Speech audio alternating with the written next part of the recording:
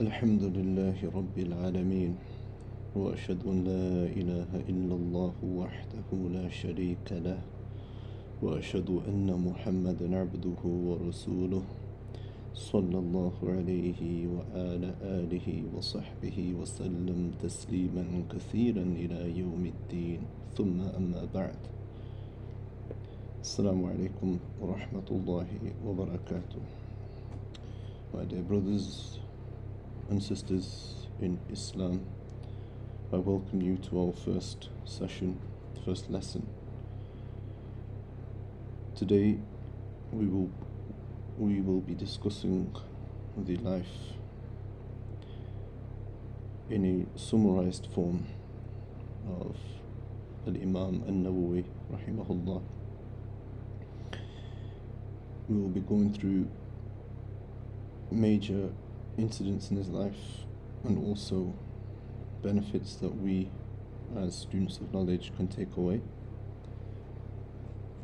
We will do it with the lens, and our main focus will be seeking knowledge, exertion in seeking knowledge, how to seek knowledge, and what we can take away from this great man, Bi-idhnillahi kareem.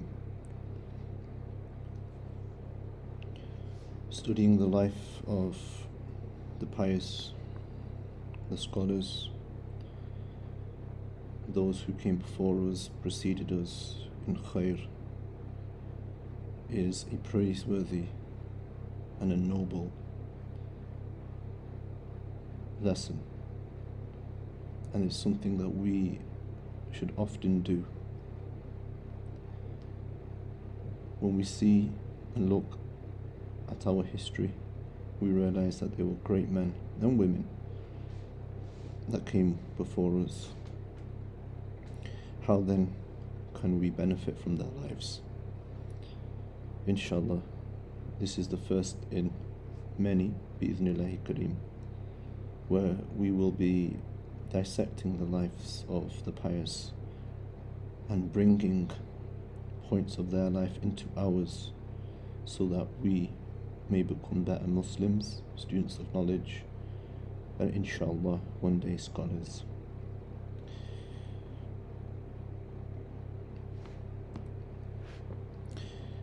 Mujaddideen Abu Zakaria Yahya ibn Sharaf al-Hizami al-Nawawi or An-Nawawi, which are both correct. He was born in 631 after Hijrah in the village of Nawa, just south of Damascus in Syria. And coming from Nawa, he was given a name of Al-Nawawi. A point to note: a person sometimes becomes known by the place of their birth, as is and was the custom of the Arabs. However, Noah was relatively unknown, and it is due to the barakah of Imam An-Nawawi that Noah actually became known to the world. Not much is known regarding Imam An-Nawawi's father or mother, or in fact if he had any siblings. Rather, what has been presented to us in the many biographies that have been written regarding him is that he came from a modest family. His father wasn't a scholar, and they didn't have any scholarly relatives. However, what is known is that his father used to sell. What he used to sell is not known, but he was a merchant and he had a shop. His father did have a reputation of being pious and a man of taqwa, and his father also had a garden in which he would grow food for his family. In fact, later on in his life, Imam Nawawi, as we will discuss, Imam Nawawi didn't actually eat anything while in Damascus. Rather, he would await for his father to send him food, fearing that the food in Damascus was not or the food in Damascus was of a doubtful nature. What goes to show us about Imam Nawawi is that there is a high percentage and there's a high chance that his father was truly pious. In the Quran it says in Surah Al-Kahf, وَكَانَ أَبُوهُمَا صَالِحًا, their father was righteous. A point to note, my brothers and sisters, is if you wish for your children, progeny to be pious, God-fearing, then upon you is to also become pious. Upon you is also to have taqwa of Allah.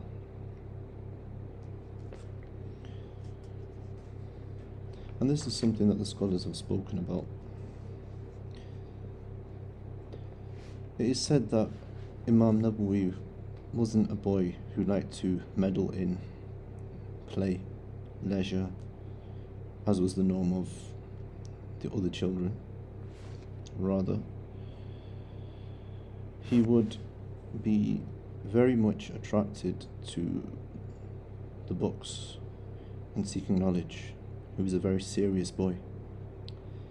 Many wonders have been written regarding some affairs that took place which showed early promises of his scholarship later on in his life.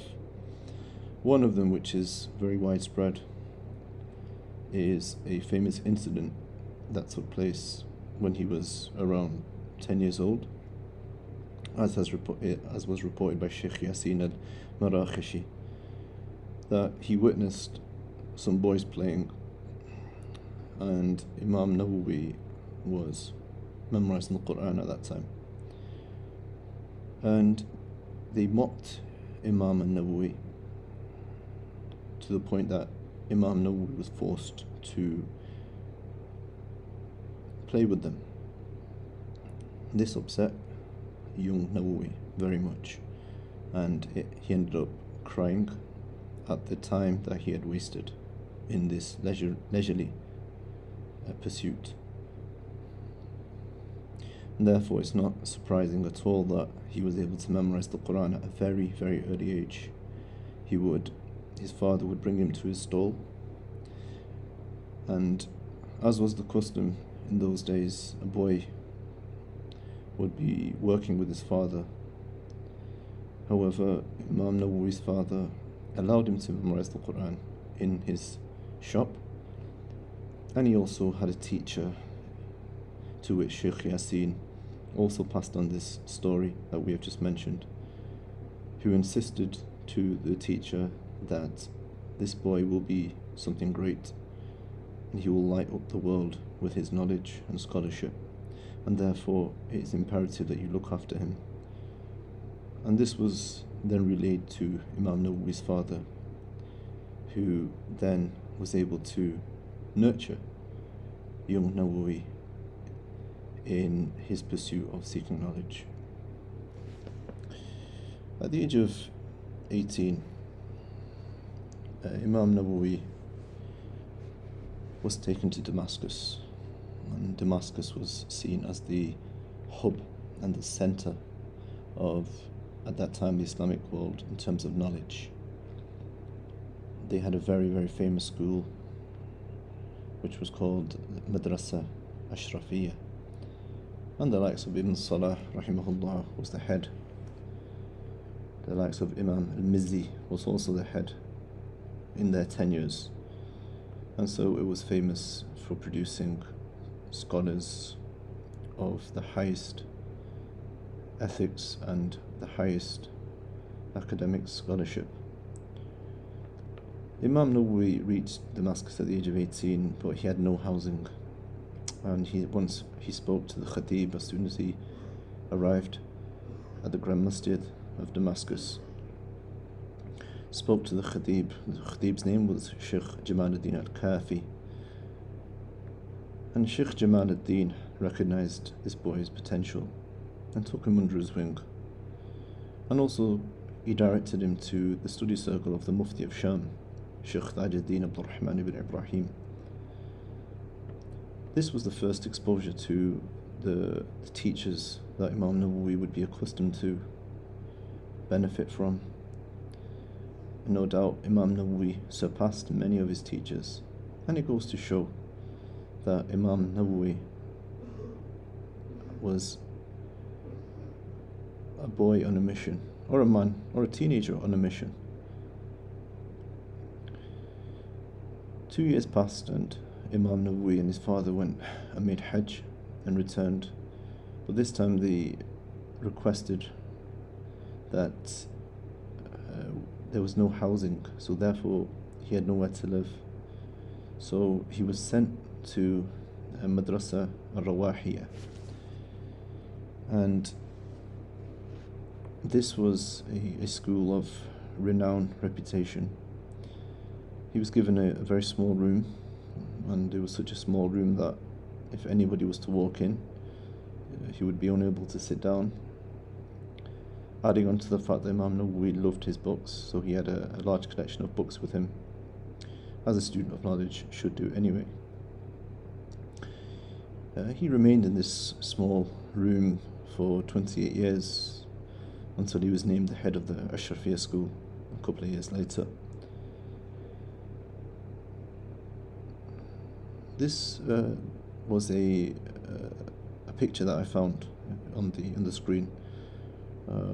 It was taken a couple of years ago, Madrasa Al-Rawahiyah. I'm not sure if it's still there. However, I wouldn't be surprised because, subhanallah, schools such as these and madrasas such as these are looked after more than complex buildings. Something that is well known about Imam Nawawi is that his pursuit of knowledge. From the ages of 18 to 24 was when he was at his peak seeking knowledge. Now I'm going to start off with something that Imam Nawawi himself said regarding his living standards and the way he lived while seeking knowledge, and I want every student of knowledge to pay attention to what I'm about to say. Imam Nawawi said to Ibn Attar, who was his most famous student and who became a high-ranking Shafi scholar after Imam Nawawi passed away. Imam Nawawi said, وَبَقِيتُ سَنَتَيْن لَمْ أَضَعْ جَنْبِي عَلَى الْأَرْضِ.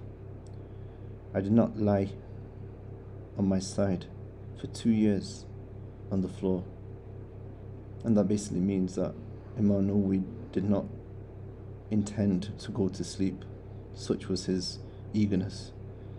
Rather, when he would feel drowsy to the point of passing out is when he would lean his head on his books.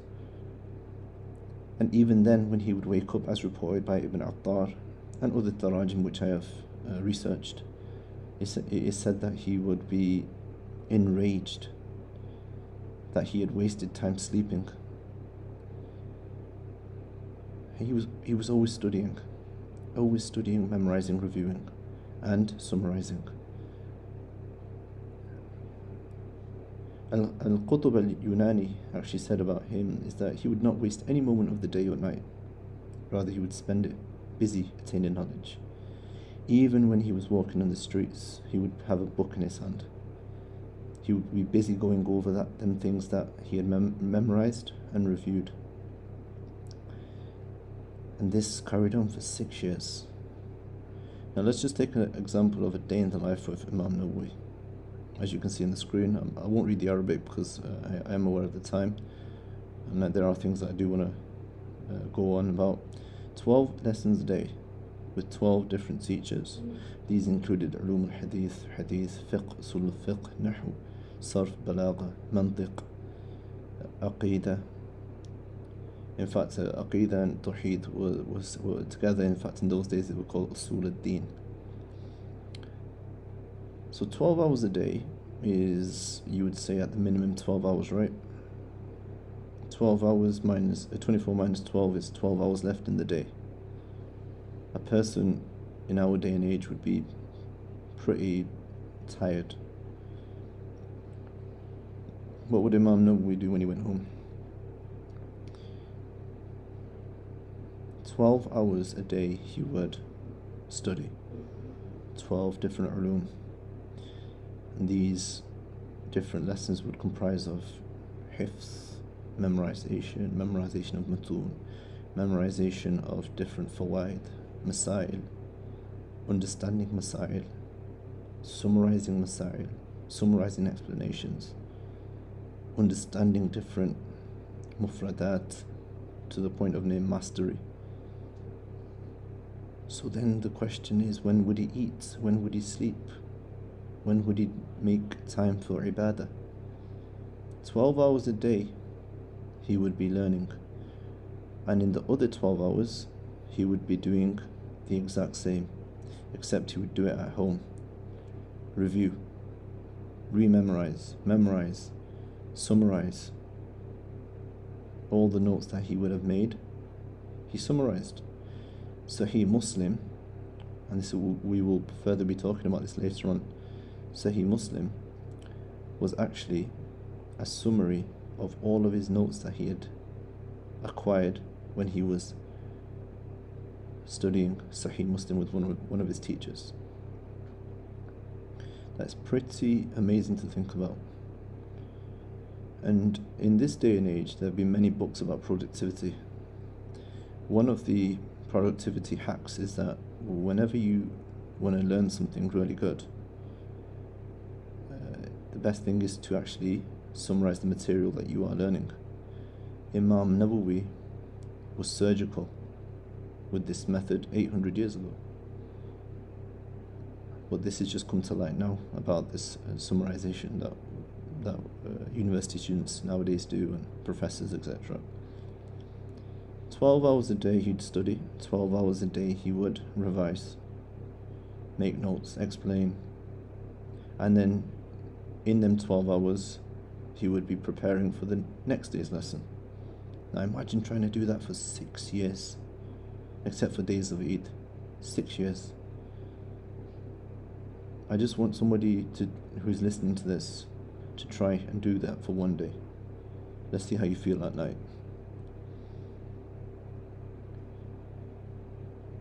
It seems that, and Allah knows best, that he was truly blessed with his time. Allah blessed his time more than anything else.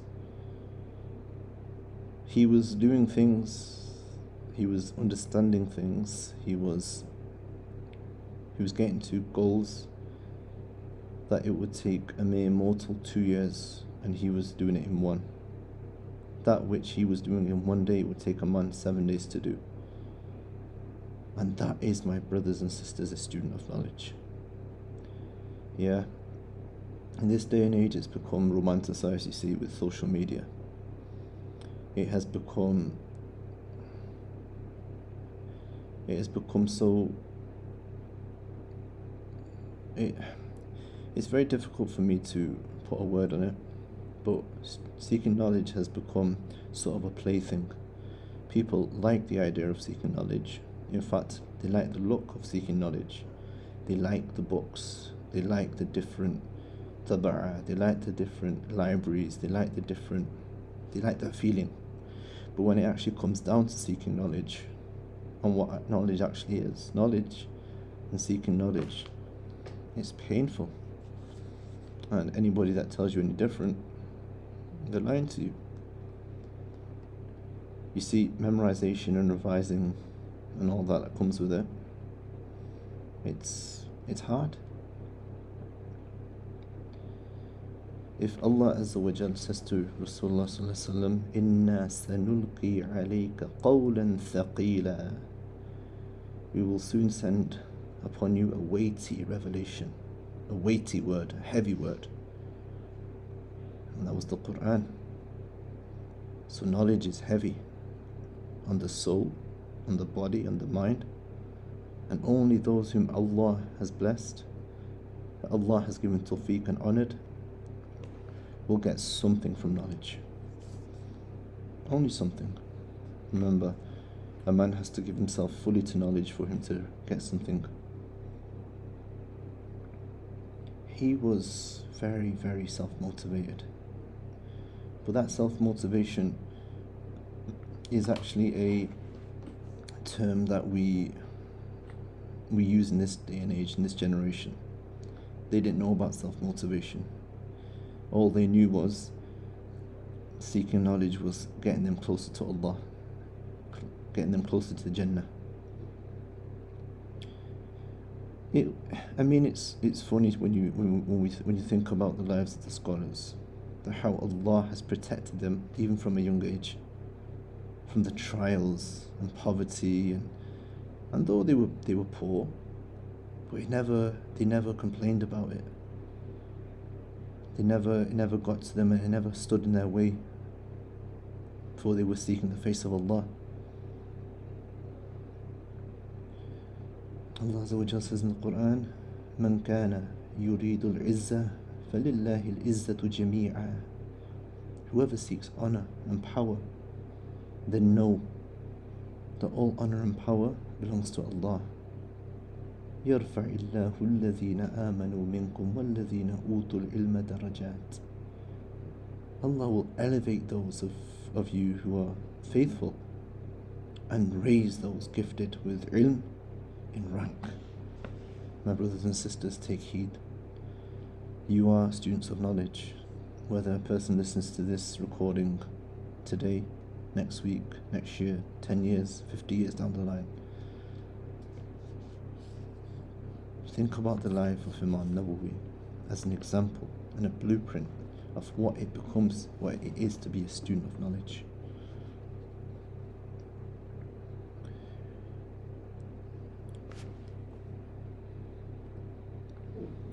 Imam An-Nawawi was a man of very simple taste. Some narrations actually state that the only clothing that he possessed was a turban and a long gown. And though he didn't require any pleasures of the world, he could have had them, because, like I mentioned, he was the head of the Ashrafiyya school, the Madrasatul Ashrafiyya, so he had things at his disposal, yet he chose not to. This is following the example of Rasulullah sallallahu alaihi wasallam. Rasulullah sallallahu alaihi wasallam could have had the wonders of the world, yet he chose to live a life of piety, of simple taste. In fact, Sheikh Abdul Rahman Muhammad al-Ikhmimi mentioned, كان الشيخ محي الدين سالكا منهاج الصحابة ولا أعلم أحدا في عصرنا سالكا على منهاجهم غيره. He says that Sheikh Muhy al-Din, Imam Nawawi, he followed the way of the Sahaba. He does not know anybody in his time who followed their minhaj to a T as much as Imam Nawawi did. Imam Nawawi was a devout worshipper. Now, we mentioned that how on earth can somebody who's 24/7 in the books, revising, memorizing, a devout worshipper? Well, this is where Allah's tawfiq comes in, and Allah's favor upon a man comes in. His time was blessed. That what would have felt like 24 hours might have felt like 48 hours for this man. Allahu A'lam. It's been reported that while in the Grand Masjid, a man walked in, and Imam Nawawi was praying behind a pillar. And Imam Nawawi was crying, so this man came up behind him. And the man heard Imam Nawawi, and Imam Nawawi was in tahajjud at this time. He was doing his qiyam, and Imam Nawawi was repeating the ayat, وَقِفُوهُمْ إِنَّهُمْ مَسْئُولُونَ. And waqifuhum means detain them, for they must be questioned. And questioned regarding their deeds and sayings, as Ibn Abbas said in this tafsir. And he was crying and weeping. And something that I want to add is that, my brothers and sisters, sometimes a student of knowledge may chase degrees, masters and PhD. They may chase academic certificates.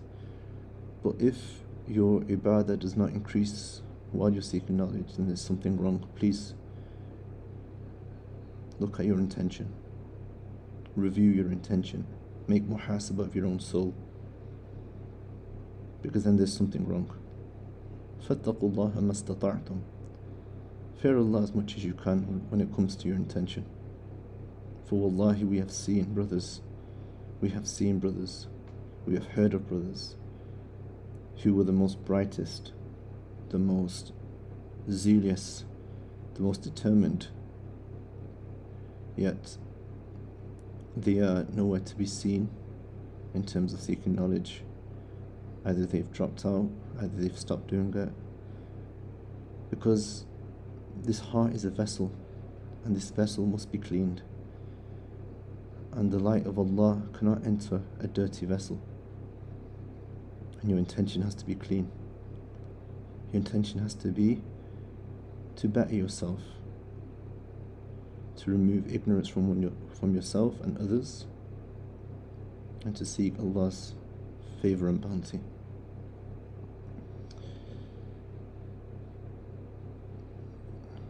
Al-Nawawi, as Al-Haddad, who was one of his biographers, points out that he'd actually given up most permissible things that we deem as mubah, such as food, drink.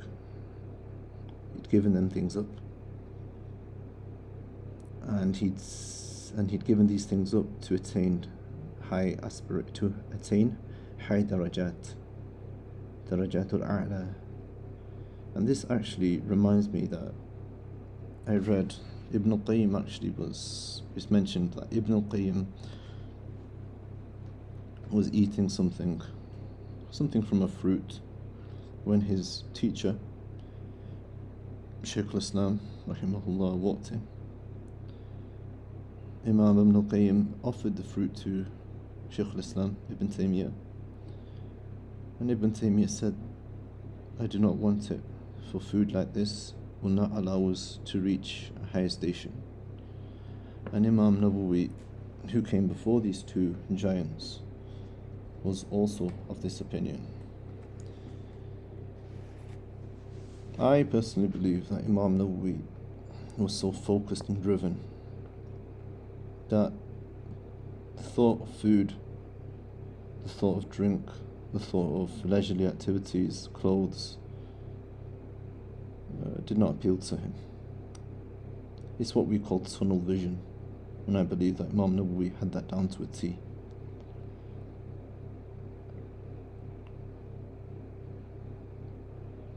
Imam Nawawi, in fact, never used to eat unless it was sent by his father.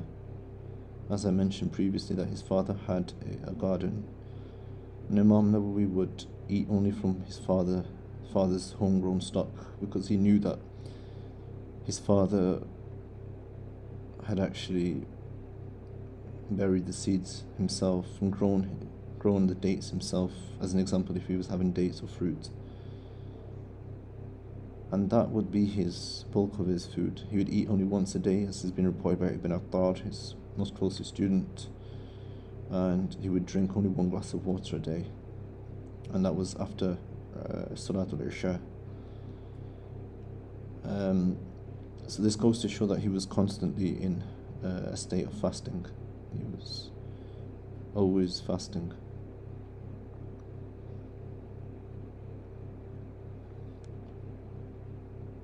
And Imam Nawawi had dedicated all of his time to knowledge, whether that was teaching, benefiting others, learning. And he didn't actually accept any sort of money for his counsel, for his teaching position. But there's something that needs to be noted. The only thing that he would accept is books. Imam Nawawi's books were, in them days, something to behold, as has been reported, and eyewitness accounts have mentioned that his room was full of books.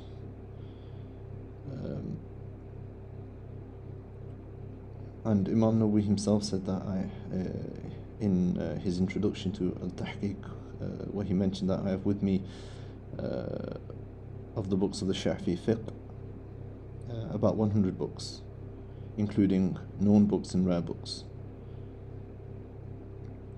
Now, let's think about one thing. I just want to mention something else as well. Tajdeed As-Subki, he was a massive scholar. He came about 100 years after Imam Nawawi, and he was the Qadi at that time. Yani the Chief Justice.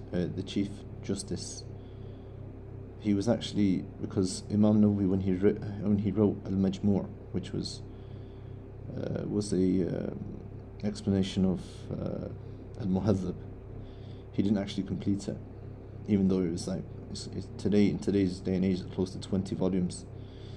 So Tajdeed Al-Subki was asked to complete it, but Tajdeed Al-Subki actually tried to excuse himself. He goes, he didn't have the references available to him that An-Nawawi had. So subhanallah, that gives you the idea that even then Imam Nawawi was way ahead of his time. He had all the resources available to him in terms of books. And this is a student of knowledge. I want to make one thing very clear. It's not about having the best library. It's not about having the most beautiful library. It's not about having the most array of books and the best editions. These are helpful things, no doubt. But what are you doing with those books? If I was to come to your house and ask you, tell me about this book, tell me about that book, would you be able to answer? Be honest with yourself.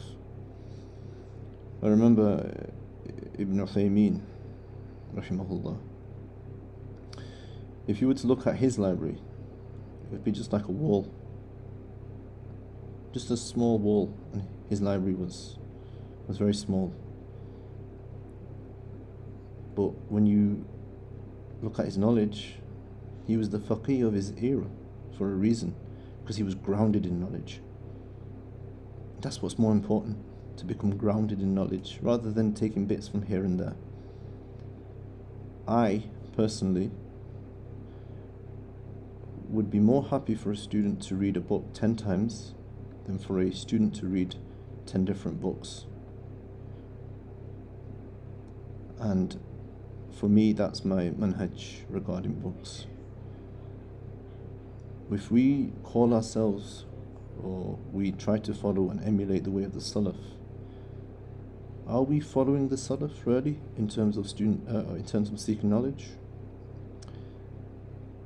There are reports that there were students of Imam Shafi and those who came after him that read Risala over 500 times, 700 times, read Bukhari 70 times, 100 times cover to cover. Have you read Bukhari once? Have you read Risala once? So I think we need to take into consideration, are we worthy of being called students of knowledge, or are we treading on a path whereby it may not be suitable for us?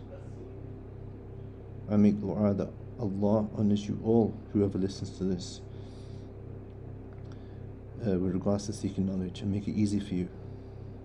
For wallahi, we know it's difficult, but in this day and age of distraction, return back to the way the scholars were. Return back to the way Imam Nawawi was. Take him as an inspiration. Look at his exertion, determination, his never giving up attitude.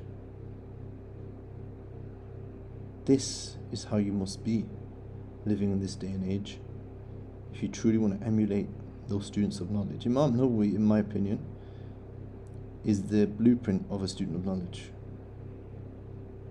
Even if you can get close to the way he would dedicate his time, then wallahi you are upon khair, inshallah.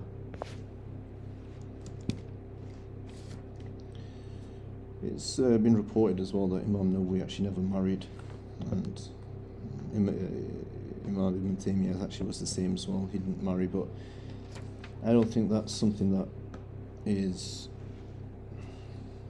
something of a surprise. Some have mentioned theories for it as to why. Maybe it was because Imam Nawawi mentioned that Imam Nawawi may have thought that he would not do right by his wife, he would not give her her rights because of his fear of Allah, so he reached such a lofty station. But I also believe that Imam Nawawi was so busy seeking knowledge, so busy teaching, that he didn't actually have time to get married, as was the case with Ibn Taymiyyah Rahimahullah. But it is definitely a sunnah to get married, and something that is encouraged for all men to get married, all women to get married. And inshallah, Allah will bless your marriage if you do it for the right reasons.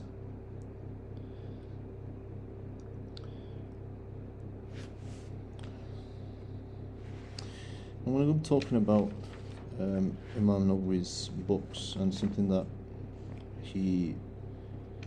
First of all, I want to speak about a few things regards to students of knowledge and memorization.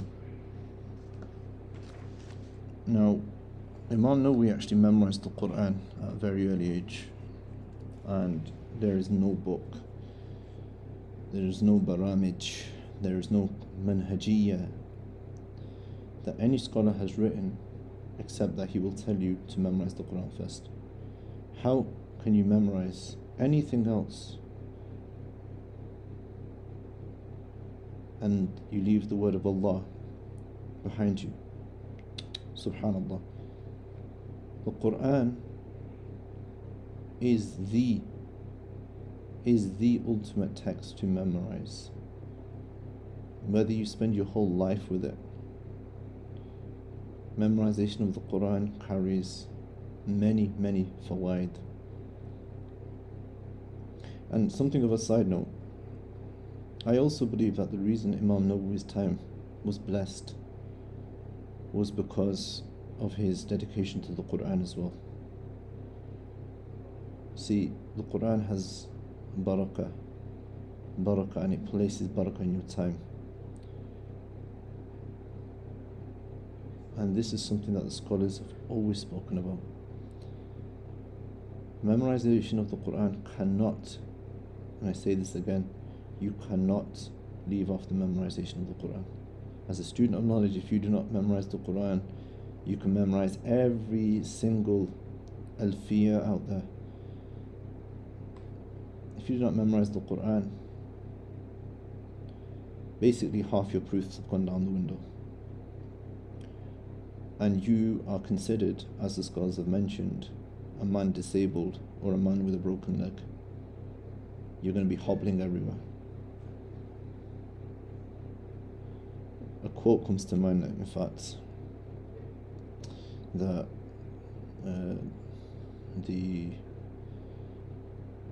it's a phrase of the Arabs, I'm trying to remember it,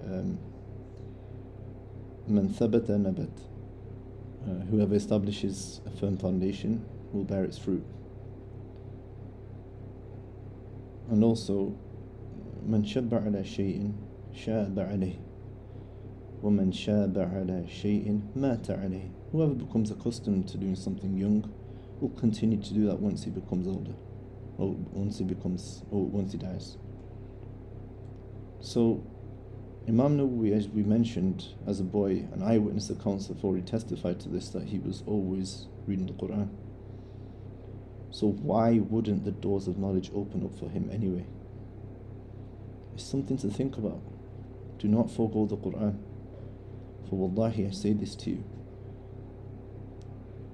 if you do not memorize the Quran, you're considered a weak student of knowledge. Do not let anybody, I don't care who they are, tell you not to memorize the Quran. Believe me when I say this to you, memorizing the Quran has more benefit for you. Memorizing it and also understanding the Quran has more benefit for you than 1,000 books, than 50,000 books, than 100,000 books.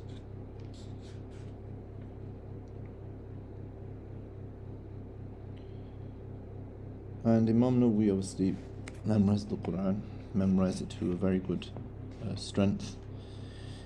He also memorized At-Tanbih by Al-Shirazi, which is a book in fiqh, and he memorized the quarter of Muhathab by Al-Shirazi on the section of Ibadat. And this goes to show that the scholars have always memorized books. The first book that Imam Ibn Taymiyyah memorized was Arbaeen as-Sahihain. So memorization is part of our religion. You need two things, two components. Think of it as a bird. A bird cannot fly with one wing. You need hifz wa fahm. Both complement each other. The way you should do it is memorize the Quran, memorize the Sunnah. The Sunnah mean the hadith of Rasulullah sallallahu alaihi wasallam, and memorized a short matan in every fan. This will make you a very, very grounded student of knowledge. And what I mean by hifz, I also mean memorization with understanding. Very important to do. And then from there you go on and do a sort of tadarruj for each fan. You try to do an intermediate text in each fan. You don't try to memorize it, understand it very well. And when you reach a stage of speciality, for example, if a person wanted to memorize in Nahu something, he'd start with Ajurumiyya. Usually that's the case, right? And then he'd move up to Mutammima, then he'd move up to Qatrun Nada, and then Alfiya ibn Malik, and that's something that he would memorize. And that Alfiya ibn Malik can actually be memorized in about 4 months if you were to do 16 lines a day. It's not very difficult. And so this is something that, you know, there's for each fan there's stages, and this is something we will further talk about on our channel, bi'idhnillahi ta'ala. Imam Nawawi was a faqih, and he was actually somebody very strong in the Shafi'i madhab.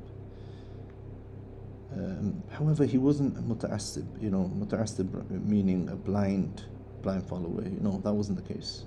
He followed the way of the Salaf, but he followed the hadith more importantly. If something contradicted the hadith, the Quran or hadith, then he would forego his madhab and he would follow the hadith. And this is what made him unique in the eyes of many. One just has to read Imam Nawawi's Sahih Muslim, his commentary on it, and his Majmu', for one to understand his manhaj. That quite a few instances, in fact, he's mentioned that he's taken the hadith of Rasulullah sallallahu alaihi wasallam as opposed to the Shafi'i school's opinion. And Ibn Attar, his most famous student, actually said that he was a preserver of the Shafi'i madhab, and it's evident that he memorized the Shafi'i madhab, its principles, foundations, its usul, its furu',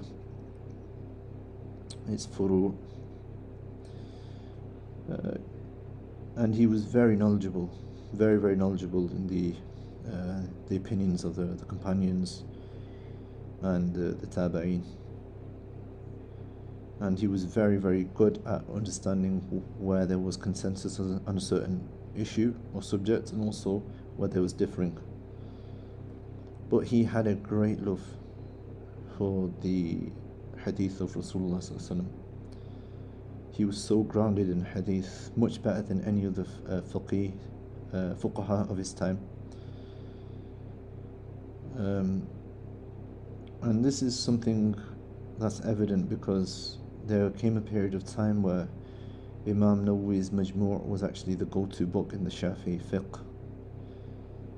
And I believe that it's due to the barakah of Imam Nawawi's love for hadith that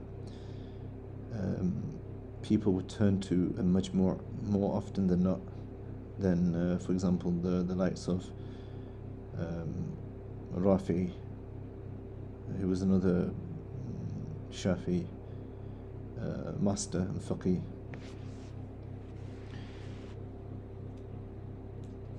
And that was because Imam Nawawi had more understanding of hadith than Rafi'i, for example. Both these actually, Imam Nawawi and Rafi'i, were actually called Shaykhain. And there was a difference of opinion of whom they would follow, who the people would follow, but Imam Nawawi's goal was to not just for people to follow him, but follow the hadith of Rasulullah sallallahu alaihi wasallam.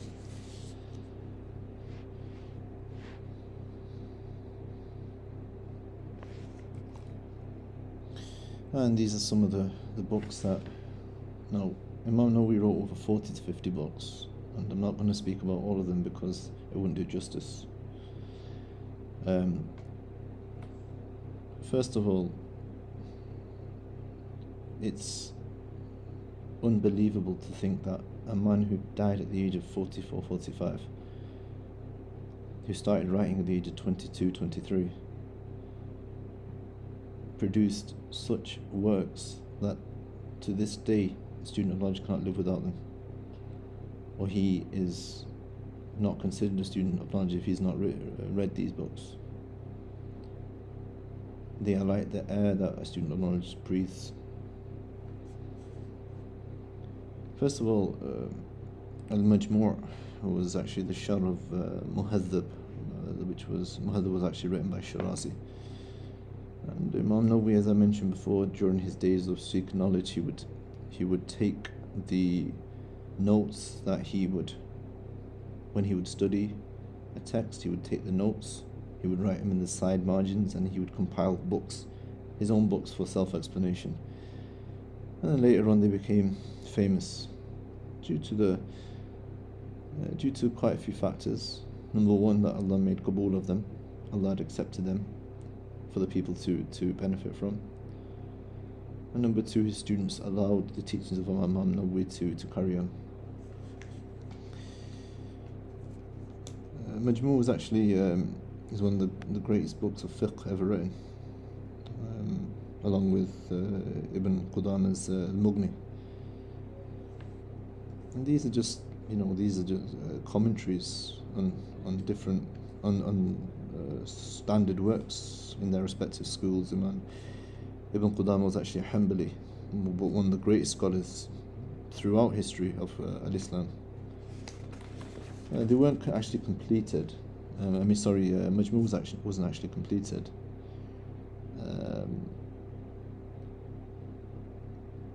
But had Imam Nawawi completed this book, it would have been the greatest book of fiqh ever written. The same with Sahih Muslim Minhaj, which is the explanation of Sahih Muslim. This was actually, again, notes from Imam Nawawi's own understanding when he would take durus about Sahih Muslim. And along with Fath al-Bari, which is the greatest sharh of Sahih al-Bukhari, Sahih Muslim is considered the most classical sharh of Sahih Muslim. And anybody that reads Sahih Muslim knows that it's a beautiful compilation of hadith that Imam Muslim has done.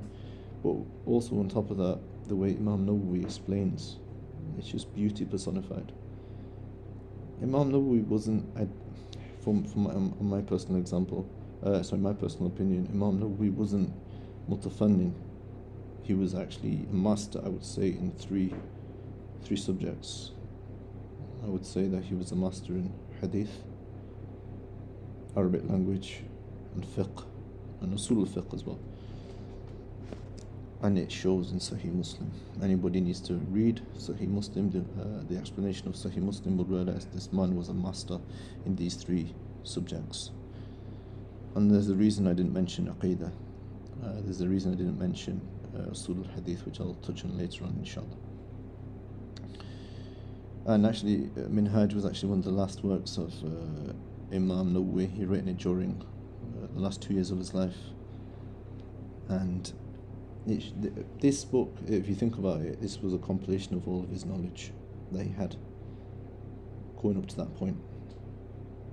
It's an absolute masterpiece. I really encourage everybody to read it.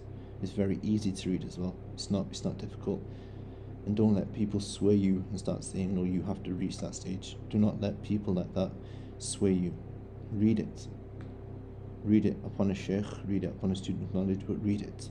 Do not allow it to remain in your bookshelves. In fact, Imam Nawawi actually he worked on a commentary on Sahih Bukhari, but never completed that. Did not complete much of it anyway, and I think it is available. However, little bits of it has been published. Riyadh al-Salihin, again, I mean, what can we say about Riyadh al-Salihin? Allahu Akbar. Riyadh al-Salihin is close to 1900 hadith.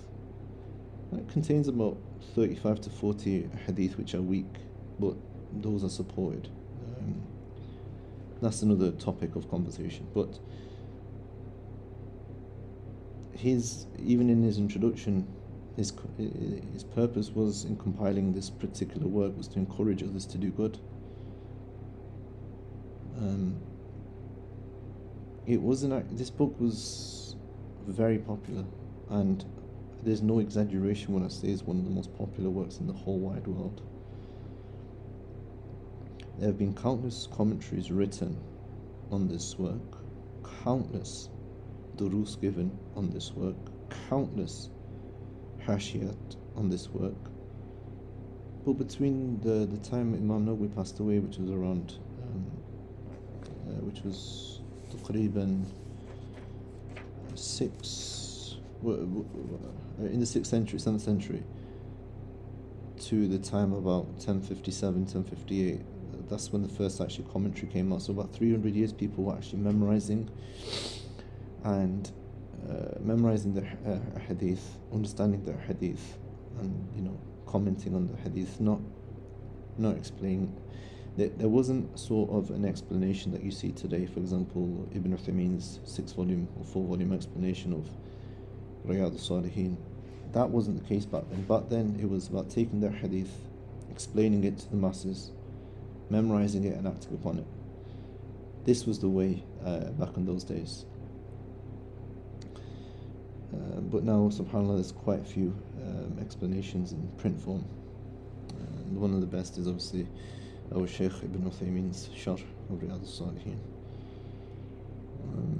No. And obviously we also have the likes of Minhaj al-Talibeen, which is a book in fiqh among the Shafis.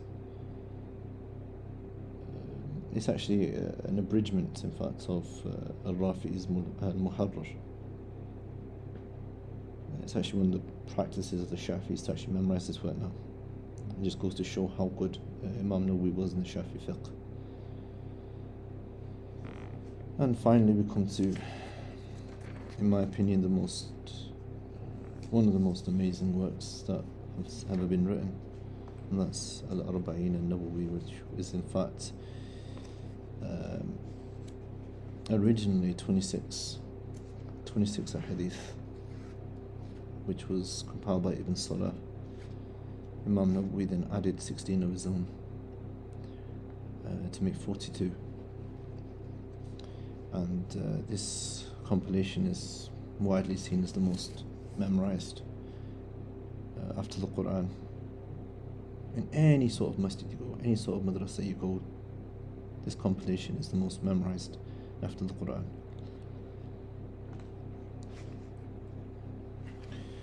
After a very short illness, Imam Nawawi died in his hometown of Nawah on the 24th of Rajab 676. Rahimahullah, at the age of 44. And people don't know actually this. I've actually read quite a few tarajim of Imam Nawawi. It's not been stated as to why or how he died, in the sense of what his illness was. Allahu a'lam. Rahimahullah rahmatun wasi'. This was a huge shock to the people. The people actually were very saddened at this huge alim's death. And they loved him, and he loved them. And I don't want to get into the politics of those times in regards to the rulers. That's something that you guys can actually research yourself. But Imam Nawawi was very outspoken when it came to the rights of the masses, and he was able to advise the ruler on many occasions regarding affairs of the actual city and the area. So this is the very, very short mukhtasar biography of Imam Nawawi, that in fact it should be that we should do 10 lectures on this man's life, because there's so much that I've missed out, but I wanted to make it nice and concise with the view that a student of knowledge can benefit. I mean, just some closing remarks, my own remarks basically, from my own research. I mentioned before that Allah chooses His servants, Allah chooses His scholars from very early on. As reported by his father, and his father died 9 years after Imam Nawawi passed away. After he passed away, his father spoke to Ibn Attar, who related this incident, that when Imam Nawawi was 7 years of age, it was the 27th of Ramadan, everybody was asleep in their house. They used to sleep in one room, his mother, his father, and young Imam Nawawi at that time, 7 years of age.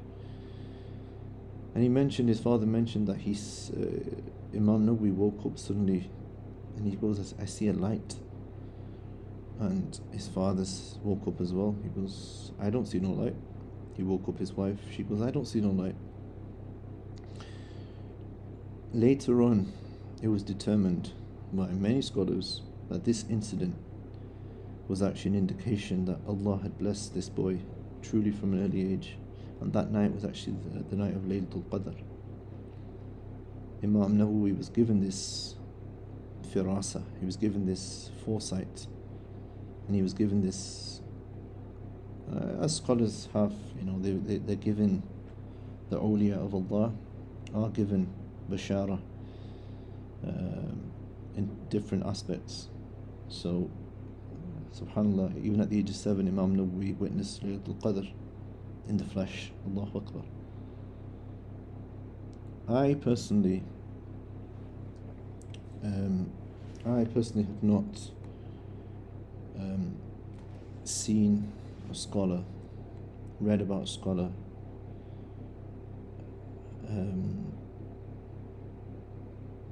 bearing in mind, and I'm not saying this out of any sort of riyah, Allah protect me, I've read close to half of Sirah Al-Imam, even 3/4 of it. I've read over 100 biographies of different shuyukh, not actually from Sirah Al-Imam as well. I've done quite a bit in that regard. I have not come across a scholar after the 5th century who the Ummah is in total agreement with regarding his scholarly status. And I have not come across a scholar who the Ummah are in total agreement with regards to teaching his books and accepting his books. And they could be, and I'm talking about the Ummah, including the Salafis, Ahlul Hadith, and even different sects such as the Ash'ari. I have not come across anybody like that who the whole world has accepted. And this is only from Allah. I promise you, this is only from Allah. There is not a masjid, there is not a madrasa, there is not a school, there is not a person who does not know of Riyadh al-Salihin. Either it has been taught, it has been memorized, it has been commented upon. You will find in every single masjid Riyadh al-Salihin, every single madrasa Riyadh al-Salihin, nearly every single house Riyadh al-Salihin. Now tell me if that's not acceptance from Allah or not. No book has been reprinted after the Quran more than Riyadh al-Salihin. And this is an actual fact. What's so amazing about this book? It's just a compilation of a hadith which many scholars have also done previously, regarding akhlaq, and wara, and mannerisms and characteristics and etc. I just remember one thing: Imam Nawawi was a pious scholar. He wasn't. This is a very, very crucial point you need to take away. If you're a student of knowledge, you need to be pious. You cannot be a student of knowledge by name only. A student of knowledge is pious, has to be pious. There's a difference between an academic scholar and a scholar for the sake of Allah. His piety actually reminds me of the Salaf al-Salih, like Abdullah ibn Mubarak and the two Sufyans. إِنَّمَا يَخْشَى اللَّهَ مِنْ عِبَادِهِ الْعُلَمَاءِ. Of all of Allah's servants, only the knowledgeable are truly faithful of Him. Wallahi, there is no other explanation except he was sincere towards Allah.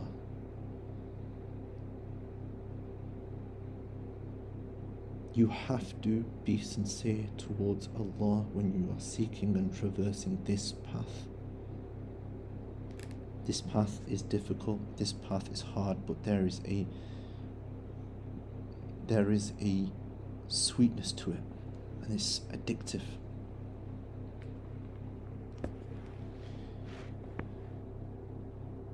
Sufyan al-Thawri actually mentioned ما عالجت شيئا أشد علي من نيتي لأنها تتقلب عليه.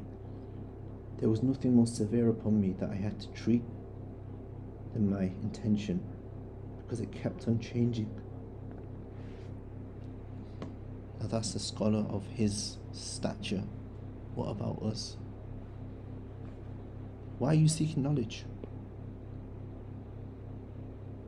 Is it to become the next person on Facebook, TikTok, YouTube, famous? Or are you doing it to better yourself, your family, and those around you, and to fear Allah the way He should be feared?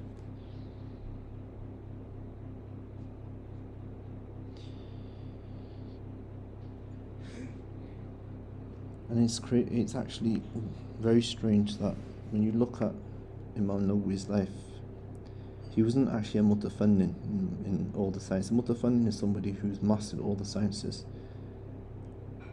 There were stronger scholars, and there's no doubt about that, in different fields, such as Ibn Hajar, who was in the realm of Mustalah al-Hadith, and Ibn Salah, who was his Imam Nawawi's teacher at one point. Or Imam Nawawi did benefit from him. You could say that he was more stronger in, for example, or equal, I would say, in Hadith. Imam Mizzi was more of a memorizer than Imam Nawawi. Imam Mizzi was actually the teacher of Al-Zahabi and Ibn Taymiyyah, Ibn Kathir, وهكذا. Now, I want you to think about this. This is how Allah has accepted Imam Nawawi. Imam Nawawi wrote a book called Taqrib wa Taysir, which was a sort of book on Mustalah al-Hadith. It didn't take off. In fact, it wasn't. The masses didn't take to it, so it was shelved. Imam as-Suyuti came a couple of centuries later, found and discovered this book, wrote an explanation called Tadrib al-Rawi, which for all intents and purposes is the most standard book a PhD scholar, a PhD student of knowledge, an advanced student of knowledge will be studying in Mustalah al-Hadith. So نأخذ العبرة يا إخوان وأخوات. Let's take a lesson from this. Leave a legacy behind. Even if it's something, leave a legacy behind. Be an inspiration, not to yourself, but to others. Work on your intention, for your intention is what's going to raise you on the Day of Judgment.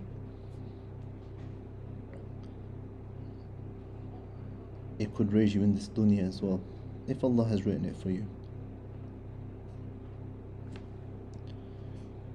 Inshallah ta'ala, we hope that Allah accepts this small piece from us. Allahumma ja'alna min al-mukhlisin. ربنا تقبل منا إنك أنت السميع العليم. It would be very beneficial if you can subscribe to our channel, write any comments that you have, for this will allow us to expand. We are starting off, and inshallah you will see a lot of material coming out very soon. In the next coming weeks I am going to be starting Jami' Ulum Al-Hikam by Imam An-Nawawi, and the explanation by Imam Rajab Al-Hanbali Rahimahullah. I do not believe it's been done in the English language before. So inshallah ta'ala we'll be going through that, and many more videos will be coming out. So please stay tuned. We ask Allah to accept this small work from that I have done, and Allah accept it in His realm. سبحانك اللهم وبحمدك أشهد أن لا إله إلا أنت أستغفرك وأتوب إليك. السلام عليكم ورحمة الله وبركاته.